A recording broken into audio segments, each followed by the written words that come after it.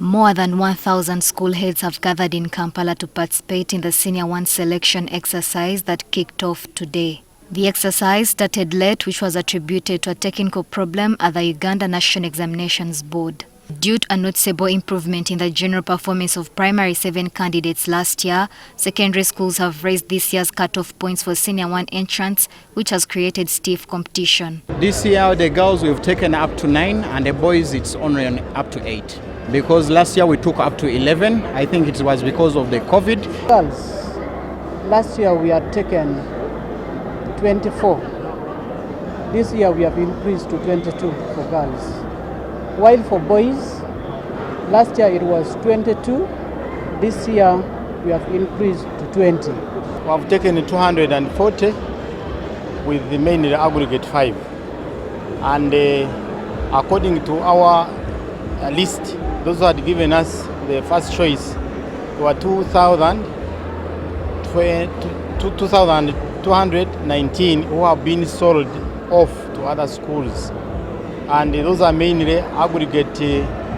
However, some of the best performing traditional schools have maintained their cutoff points. In terms of the aggregates, we have maintained aggregate 6, but in terms of the numbers, enrollment that we have taken, it has increased. Stopping at aggregate 6, because we have got a number that we actually can accommodate as a school.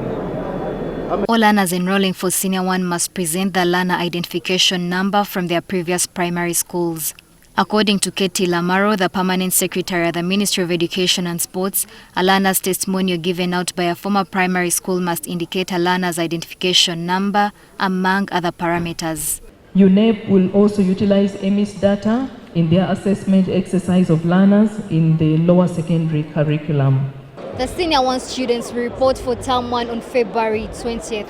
The Ministry of Education and Sports has called upon head teachers to be transparent, objective and fair as they carry out the selection exercise. Relatedly, to curb the vice of teacher absenteeism, government will introduce a system dubbed Effectiveness and Learner Achievement this year in all government-aided primary and secondary schools and certificate awarding institutions. It is attributed to the practice of part-timing in different schools as well as limited supervision by head teachers. Some teachers teach only 1 or 2 days in a week. Meanwhile, over 3,000 secondary school teachers who passed Education Service Commission interviews await appointment and deployment. The deployment of the recruited teachers will be rationalized in favor of up-country schools and schools in hard-to-reach areas, which have perennially been understaffed. As learners report for first term on Monday, schools have been urged to boost guidance and counseling departments in schools to cater for the mental well-being of the learners. Nobat Atkunda, NTV News.